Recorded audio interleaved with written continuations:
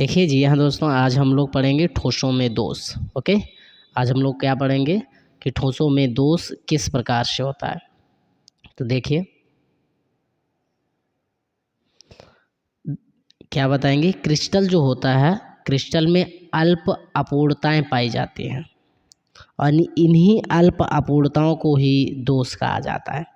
तो क्या बोलेंगे, क्रिस्टल में अल्प अपूर्णताएं अवश्य पाई जाती हैं और इन्हीं अपूर्णताओं को ठोसों में दोष कहा जाता है। और ठोसों में दोष मुख्यतः दो प्रकार का होता है, नंबर 1 बिंदु दोष और नंबर 2 रेखीय दोष। ओके, तो आइए देखिए इसमें बिंदु दोष क्या होता है। अगर बात की जाए बिंदु दोष की, तो क्या बताएंगे, क्रिस्टल में किसी परमाणु के चारों ओर आदर्श व्यवस्था में, किसी परमाणु के चारों ओर किस व्यवस्था में, आदर्श व्यवस्था में उत्पन्न दोष को बिंदु दोष कहा जाता है। क्रिस्टल में किसी परमाणु के चारों ओर आदर्श व्यवस्था में उत्पन्न दोष को बिंदु दोष कहते हैं। अगर बताया जाए कि बिंदु दोष कितने प्रकार के होते हैं, तो बताएंगे बिंदु दोष 2 प्रकार के होते हैं। कौन कौन से, नंबर 1 स्टाइकियोमेट्री दोष, जिसे रस समीकरण दोष कहते हैं। Second one is non stoichiometry दोष, जिसे आरस समीकरण दोष कहते हैं। ओके, आगे देखिए, सबसे पहली हेडिंग पढ़ेंगे स्टाइकियोमेट्री दोष। ओके, अगर स्टाइकियोमेट्री दोष की बात करें तो क्या बताएंगे, वह दोष जिसके कारण क्रिस्टल में उपस्थित धनायनों और ऋणायनों का अनुपात अपरिवर्तित नहीं होता है। मतलब ऐसा दोष जिसके कारण क्रिस्टल में उपस्थित धनायनों और ऋणायनों का अनुपात परिवर्तित नहीं होता है, इस प्रकार के दोष को स्टाइकियोमेट्री दोष कहा जाता है।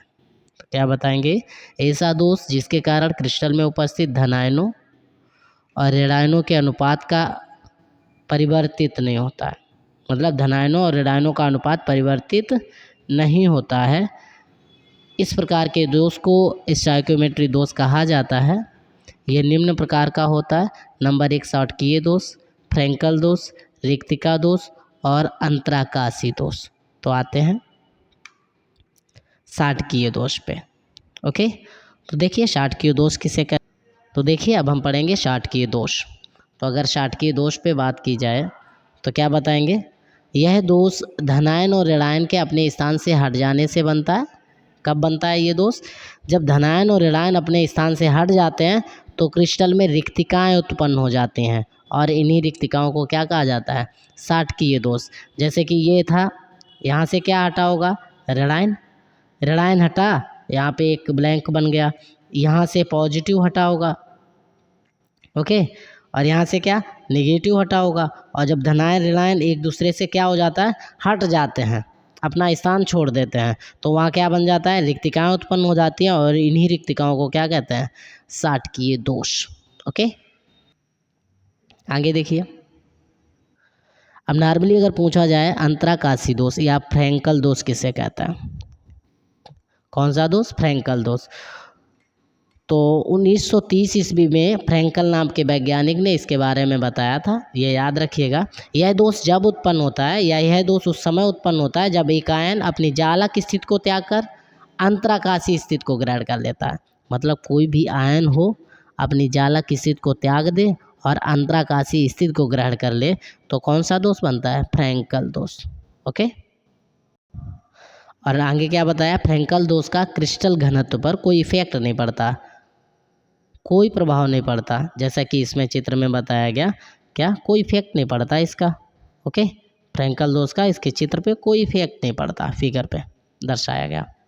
अब अगर पूछा जाए कि रिक्तिका दोष किसे कहते हैं, तो क्या बताएंगे, जब क्रिस्टल में कुछ जालक स्थल रिक्त हो जाते हैं, कोई भी क्रिस्टल है यदि उसमें जालक स्थल रिक्त हो जाते हैं, तब क्रिस्टल में रिक्तिका दोष उत्पन्न होता है।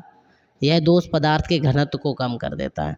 तो नॉर्मली अगर पूछा जाए रिक्तिका दोष किसे कहते हैं, तो क्या बताओगे, जब क्रिस्टल में जालक स्थल रिक्त हो जाते हैं तो क्रिस्टल में रिक्तिका दोष उत्पन्न हो जाता है। यह पदार्थ के घनत्व को क्या कर देता है, कम करता है। ओके, आगे अगर बात की जाए तो हम अंतराकाशी कोश कब कैसे है, अंतराकाशी दोष में। ओके, तो अंतराकाशी दोष जब कुछ अवयवी कण परमाणु या अणु या आयन अंतराकाशीय स्थल पर पहुंच जाते हैं। जब कुछ अवयवी कण परमाणु अणु या आयन अंतराकाशीय स्थल पर पहुंच जाते हैं तो क्रिस्टल में एक दोष उत्पन्न होता है। कब उत्पन्न हो जाता है? जब अणु परमाणु या आयन कहाँ पहुंच जाते हैं? अंतराकाशीय स्थल पर। तो एक दोष उत्पन्न होता है जिसे अंतराकाशीय दोष कहा जाता है।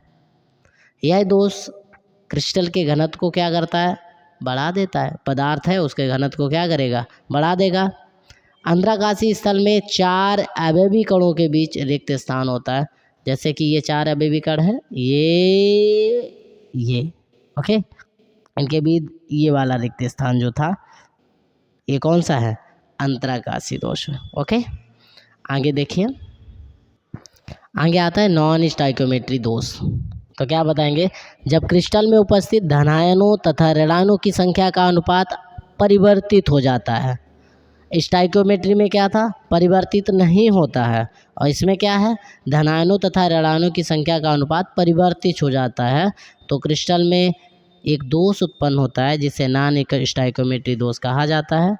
यह दोष 2 प्रकार का होता है। नंबर 1 धातु अधिक्य दोष और धातु न्यूनता दोष। ओके, आता है इसमें नंबर 1 धातु अधिक्य दोष। अगर धातु अधिक्य दोष की बात करें तो इसमें क्या करेंगे? यह दोष क्रिस्टल में तब उत्पन्न होता है कब? जब एक क्रिस्टल का एक ऋणायन या जब किसी क्रिस्टल का ऋणायन अपनी स्थिति को क्या कैसा करता है? त्याग कर एक छिद्र का निर्माण करता है। क्या करता है? त्याग कर एक छिद्र का निर्माण करता है और छिद्र में एक इलेक्ट्रॉन प्रवेश कराता है ताकि क्रिस्टल की उदासीनता बनी रहे और इस पर कोई प्रभाव ना पड़े। इस प्रकार के दोष को धातु का अधिक दोष कहता है। ओके, या इस प्रकार के दोष को धातु अधिक दोष कहते हैं। तो कब? यह दोष क्रिस्टल में जब उत्पन्न होता है जब क्रिस्टल का एक ऋणायन अपनी स्थिति को त्याग कर एक छिद्र का निर्माण करता है। कौन त्याग रहा है स्थिति को? एक ऋणायन अपनी स्थिति को त्याग कर एक छिद्र का निर्माण कर रहा है और छिद्र में एक इलेक्ट्रॉन प्रवेश करा रहा है। किस लिए? ताकि उसकी विद्युत उदासीनता पर कोई प्रभाव ना पड़े। इस प्रकार के दोष को धातु अधिक दोष कहा जाता है। देखिए आगे आता है क्वेश्चन, क्या? धातु न्यूनता दोष। तो क्या बताएंगे? यह दोष तब उत्पन्न होता है जब एक धनायन अपनी जालक स्थिति में अनुपस्थित रहता है और ऊंचे आक्सीकरण अवस्था वाले किसी आयन या किसी धातु आयन आवेश को संतुलित करता है जिससे कि क्रिस्टल की विद्युत उदासीनता पर कोई प्रभाव ना पड़े। तो इस प्रकार के दोष को धातु न्यूनता दोष कहा जाता है। किस प्रकार के? यह दोष तब उत्पन्न होता है जब धनायन अपनी जालक अवस्था में अनुपस्थित रहे और ऊंचे आक्सीकरण अवस्था वाले धातु आयन आवेश को संतुलित करे जिससे क्रिस्टल की विद्युत उदासीनता पर कोई प्रभाव ना पड़े। तो इस प्रकार के दोष को धातु न्यूनता दोष कहा जाता है। नेक्स्ट क्वेश्चन आता है अपना, एकक कोष्ठिका किसे कहते हैं या इकाई सेल किसे कहते हैं? क्या? इकाई सेल। तो क्या बताएंगे? इकाई सेल में देखिए, इकाई सेल तो क्रिस्टल जालक की वह सूक्ष्म इकाई जिसके बार बार दोहराने से, किसके? क्रिस्टल जालक की वह सूक्ष्म इकाई जिसके बार बार दोहराने से संपूर्ण क्रिस्टल का निर्माण होता है, उसे इकाई कोष्ठिका या एकक कोशिका या इकाई सेल भी कहा जाता है। ओके, क्या बताया? वह सूक्ष्म से सूक्ष्म इकाई जिसके बार बार दोहराने से संपूर्ण क्रिस्टल का निर्माण हो जाए, या क्रिस्टल जालक की वह सूक्ष्म से सूक्ष्म इकाई जिसके बार बार दोहराने से संपूर्ण क्रिस्टल का निर्माण होता है, उसे एकक कोष्ठिका या इकाई सेल कहते हैं। आगे देखिए, आगे आता है एकक कोष्ठिका के प्रकार। तो एकक कोष्ठिका कितने प्रकार की होती है? तो क्या बताएंगे? नंबर 1 एकक कोष्ठिका 2 प्रकार की होती है। नंबर 1 है आध एकक कोष्ठिका, नंबर 2 है केंद्रीय एकक कोष्ठिका। ये रिवाइज रखना है। इसमें नंबर 1 आती है आध एकक कोष्ठिका। तो क्या बताएंगे? वह एकक कोष्ठिका जिसके अवयवी कण कोष्ठिका के किनारों पर उपस्थित होता है। क्या बताया, ऐसी एकक कोशिका जिसके अवयवी कण कोशिका के केवल किनारों पर उपस्थित होते हैं उसे आध एकक कोशिका कहा जाता है। जैसे कि इसमें ये किनारों पर उपस्थित है, ओके, यहाँ पर आपका किनारा है, कोने पर उपस्थित है, राइट। और अगर कोनों पर उपस्थित है तो इसे कौन सी, आध एकक कोशिका कहते हैं। तो क्या बोलोगे, ऐसी एकक कोशिका जिसमें अवयवी कण कोशिका के केवल किनारों पर उपस्थित होते हैं आध एकक कोशिका कहलाती है। आगे नंबर सेकेंड हिंदी डालेंगे, केंद्रीय एकक कोशिका। तो क्या बताएंगे, वह एकक कोशिका जिसके अवयवी कण कोशिका के किनारों पर, या वह एकक कोशिका जिसके अवयवी कण कोशिका के किनारों के अतिरिक्त उसके केंद्र पर भी उपस्थित होता है। मतलब किनारों पर तो होंगे ही, उसके केंद्र पर भी अगर उपस्थित हों तो उसे केंद्रीय एकक कोशिका कहा जाता है। जैसे इसका केंद्र ये है तो इसके किनारों पर उपस्थित है, तो इसे क्या बोलेंगे, केंद्रीय एकक कोशिका।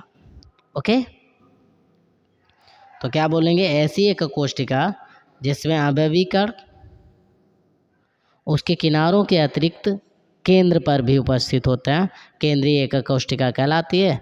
केंद्रीय एकक कोशिका 3 प्रकार की होती है। नंबर 1 अंतः केंद्रीय एकक कोशिका, नंबर 2 फलक केंद्रीय एकक कोशिका और नंबर 3 अंत केंद्रीय एकक कोशिका। इसमें नंबर 1 हेडिंग आती है, अंतः केंद्रीय एकक कोशिका किसे कहते हैं।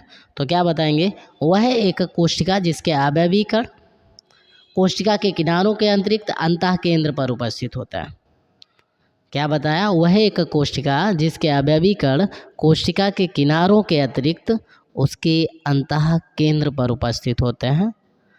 तो इस कोशिका को या इस प्रकार की कोशिका को केंद्रीय एकक कोशिका कहा जाता है।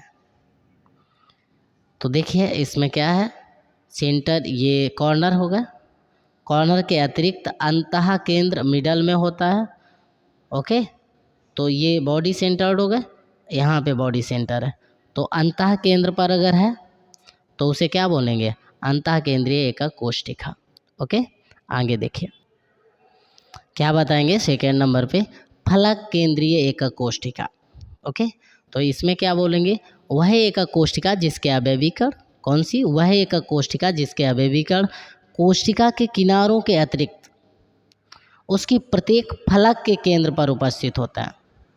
जिसमें कोशिका के किनारों के अतिरिक्त अवयवी कण कोशिका के प्रत्येक फलक के केंद्र पर उपस्थित होते हैं तो उसे फलक केंद्रीय एकक कोशिका कहा जाता है। तो क्या बताया, वह एकक कोशिका जिसके अवयवी कण कोशिका के किनारों के अतिरिक्त प्रत्येक फलक पर उपस्थित होता है या प्रत्येक फलक के केंद्र पर उपस्थित होता है।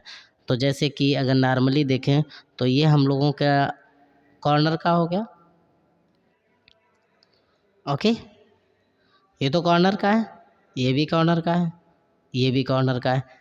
अब इसका फलक का केंद्र देखिए, नंबर 1 ये फलक का है, सेकेंड ये फलक का है, ये उधर साइड वाली फैक्स उधर फलक का है, ये इधर साइड वाली का है, ये नीचे का है, ये इधर साइड वाली का है। तो सारी फलकों पर भी है और इधर भी है, तो इसलिए इसे क्या बोलेंगे, फलक केंद्रीय एकक कोशिका। ओके, नेक्स्ट आता है अंत केंद्रीय एकक कोशिका। तो क्या बताएंगे, वह एकक कोशिका जिसमें अवयवी कण कोशिका के किनारों के अतिरिक्त, कौन सी, वह एकक कोशिका जिसमें अवयवी कण कोशिका के किनारों के अतिरिक्त किन्हीं 2 विपरीत फलकों के केंद्र पर उपस्थित होता है। क्या बताया, वह एकक कोशिका जिसमें अवयवी कण कोशिका के किनारों के अतिरिक्त, किनारों पर तो हो ही और विपरीत फलक पर भी हो, जैसे अगर नीचे है तो ऊपर वाली अपर पे हो। ओके, तो जैसे कि ये बताया गया, ये देखो ये केंद्र पर हो गया और इसके विपरीत ये है, दोनों केंद्र पर हैं, तो इसे क्या बोलेंगे, अंत केंद्रीय एकक कोशिका। ओके, आगे देखिए, अब नॉर्मली क्वेश्चन आ जाता है हमारा, क्रिस्टल जालक किसे कहते हैं। ओके, तो क्या बताएंगे, किसी क्रिस्टल की नियमित त्रिविमीय संरचना, कोई भी क्रिस्टल हो उसकी नियमित और त्रिविमीय संरचना क्रिस्टल जालक कहलाती है। किसी क्रिस्टल की नियमित त्रिविमीय संरचना क्रिस्टल जालक कहलाती है। एक क्रिस्टल जालक में 12 कोर होती हैं, 6 फलक होते हैं, 18 कोने होते हैं। ओके, कोई एक क्रिस्टल जालक देख लें तो उसमें कितनी होती हैं, 12 कोर होंगी, 6 फलक होंगे और 18 कोने होंगे। ओके, काउंट करके देख लीजिएगा, कोई भी 2 रूम कॉर्नर पे लगा लीजिएगा, मैच कर लीजिएगा। आगे देखिए अब हम लोग पढ़ेंगे ठोसों में बैंड सिद्धांत। तो किस टाइप से पढ़ेंगे ज़रा ये भी देख लेते हैं। देखिए ठोसों में बैंड सिद्धांत। ओके, ये इम्पोर्टेंट रहेगा 12th के लिए। ठोसों में बैंड सिद्धांत कैसे होता है समझाइए। तो क्या बताएंगे, धातुओं में ठोस एवं गलित दोनों अवस्थाओं में विद्युत का संचालन होता है। तो धातुएं होती हैं उनमें ठोस और गलित दोनों अवस्थाओं में विद्युत का संचालन होता है। धातुओं की यह चालकता परमाणु के सहयोगी इलेक्ट्रॉन संख्या पर निर्भर करती है। जो परमाणु होते हैं आपस में मिलकर अणु या कक्षक का निर्माण करते हैं। जो परमाणु होते हैं आपस में मिलकर किसका निर्माण करते हैं, अणु या कक्षक का निर्माण करते हैं। और अणु और कक्षक की ऊर्जाएं इतनी पास पास होती हैं कि यह बैंड का रूप ले लेती हैं। अणु कक्षक की ऊर्जाएं इतनी पास पास होती हैं कि ये किसका, बैंड का रूप ले लेती हैं। इसे ही ठोसों में बैंड सिद्धांत कहा जाता है। तो क्या बताया, जो ठोस होते हैं ठोसों में मेन अणु होते हैं, और अगर अणु होते हैं तो अणु में कक्षक और उनकी ऊर्जाएं होती हैं। तो अणु कक्षक की ऊर्जाएं इतनी पास पास होती हैं कि ये बैंड का रूप ले लेती हैं, जिसे हम लोग ठोसों में बैंड सिद्धांत के नाम से जानते हैं। ओके, आगे देखिए। तो देखिए आगे बताया कि बैंड सिद्धांत के अनुसार, अगर नॉर्मली हम बात करें बैंड सिद्धांत के अगर अनुसार बात कर लें, बैंड सिद्धांत के अनुसार प्रत्येक तत्व में 2 प्रकार के बैंड उपस्थित होते हैं। एक होता है संयोजक बैंड और एक चालकता बैंड। मतलब बैंड सिद्धांत के अनुसार अगर बात करें तो कोई भी तत्व हो या पदार्थ हो, कुछ भी हो, उसमें 2 प्रकार के बैंड होते हैं। एक संयोजकता बैंड होता है, एक चालकता बैंड होता है। इन दोनों बैंडों के बीच की दूरी को ऊर्जा अंतराल कहते हैं। अब अगर क्वेश्चन आ जाए कि ऊर्जा अंतराल किसे कहते हैं, तो क्या बताओगे, संयोजकता बैंड और चालकता बैंड के बीच की दूरी को ऊर्जा अंतराल कहते हैं। बैंड सिद्धांत के आधार पर चालक, अर्धचालक तथा विद्युत रोधी पदार्थ के विद्युत गुणों की व्याख्या की जा सकती है। तो इसी आधार पर हम लोग पदार्थ के विद्युत गुणों की व्याख्या भी कर लेते हैं। तो ज़रा आइए देखते हैं। अब नॉर्मली बात आ जाती है चालकता किसे बोलते हैं। ओके, तो क्या बोलेंगे, जिन धातुओं में संयोजकता बैंड आंशिक रूप से भरा होता है या चालकता बैंड रिक्त होता है या रिक्त चालकता बैंड के साथ अतिव्यापन करता है, जिससे विद्युत क्षेत्र में इलेक्ट्रॉन का प्रवाह आसानी से हो जाता है और धातुएं चालकता का गुण प्रदर्शित करने लगते हैं। तो क्या बताया, जिन धातुओं में संयोजकता बैंड आंशिक रूप से भरा होता है, अगर संयोजकता बैंड आंशिक रूप से भरा है तो चालकता बैंड कैसा होगा, रिक्त होगा। तो वही बताया, जिन धातुओं में संयोजकता बैंड आंशिक रूप से भरा होता है या रिक्त चालकता बैंड के साथ अतिव्यापन करता है, और जब अतिव्यापन करता है तो विद्युत क्षेत्र में इलेक्ट्रॉन का प्रवाह आसानी से होने लगता है। धातुओं के इसी गुण को चालक कहते हैं या चालन कहते हैं, है ना। धातु क्या चालकता का गुण प्रदर्शित करने लगते हैं। ठोस पदार्थ में इनकी चालकता 10 पावर 4 से 10 पावर 7 ओम पर मीटर होती है, के बीच में होती है, इन्हें चालक कहते हैं। जिन धातुओं की चालकता 10 पावर 7 ओम मीटर होती है तो वह उत्तम चालक कहलाते हैं। ओके, अब नॉर्मली अगर बात की जाए अर्धचालक, तो क्या बताएंगे, जिनमें ऊर्जा अंतराल कम होता है। इस कारण कुछ इलेक्ट्रॉन संयोजक बैंड में चले जाते हैं। मतलब संयोजक बैंड से किस बैंड में, चालकता बैंड में चले जाते हैं, जिससे अर्धचालक पदार्थ कम चालकता प्रदर्शित करने लगता है और ताप बढ़ाने पर अर्धचालकता बढ़ जाती है। ओके, आगे देखिए, ठोस में चालकता जो होती है 10 पावर 6 से 10 पावर 4 तक होती है, 10 पावर -6 से 10 पावर 4, तो उन्हें अर्धचालक भी कहता है। याद रखिएगा, ये नॉर्मली आपको अंतराल ये याद रखना है, ये वाला 10 पावर -6 से 10 पावर 4 के बीच वाला ये। ओके, अब नॉर्मली इसमें आता है थर्ड पॉइंट, क्या विद्युत रोधी किसे बोलते हैं। तो देखिए विद्युत रोधी, इनमें ऊर्जा अंतराल बहुत अधिक होता है जिस कारण इलेक्ट्रॉन गति नहीं कर पाते हैं। वे पदार्थ या वे तत्व जिनमें इलेक्ट्रॉन गति नहीं कर पाते हैं, इलेक्ट्रॉन की गति ना करने पर इनमें विद्युत का संचालन नहीं होता है, अर्थात इन्हें ही विद्युत का कुचालक और विद्युत रोधी कहा जाता है। तो क्या बताएंगे, जिनमें वो ऊर्जा अंतराल बहुत अधिक होगा और जिनमें ऊर्जा अंतराल बहुत अधिक होगा तो उनमें इलेक्ट्रॉन क्या होंगे, गति नहीं कर पाते हैं, और जब इलेक्ट्रॉन गति नहीं कर पाते हैं तो इसे ही विद्युत का संचालन ना होना बोलते हैं, अर्थात इसे ही विद्युत का कुचालक बोलते हैं। और जिस कारण ये विद्युत का संचालन नहीं होता है उसे विद्युत रोधी बोलते हैं। अब नॉर्मली ये चीज़ याद रखने वाली है कि परम शून्य ताप पर अर्धचालक विद्युत रोधी के जैसे ही व्यवहार करते हैं। परम शून्य ताप हो तो उस ताप पर अर्धचालक जो होते हैं वो विद्युत रोधी की तरह बिहेव करते हैं। परम शून्य ताप पर अर्धचालक विद्युत रोधी की तरह बिहेव करते हैं, या फिर परम शून्य ताप 0 केल्विन पर अर्धचालक के इलेक्ट्रॉनों में पर्याप्त ऊर्जा नहीं होती है, और जब पर्याप्त ऊर्जा नहीं होगी तो सीधी सी बात है इलेक्ट्रॉन का संचालन नहीं होगा। अगर इलेक्ट्रॉन ट्रांसफ़र इधर उधर से नहीं होंगे तो विद्युत इधर उधर ट्रांसफ़र नहीं होगी। ओके।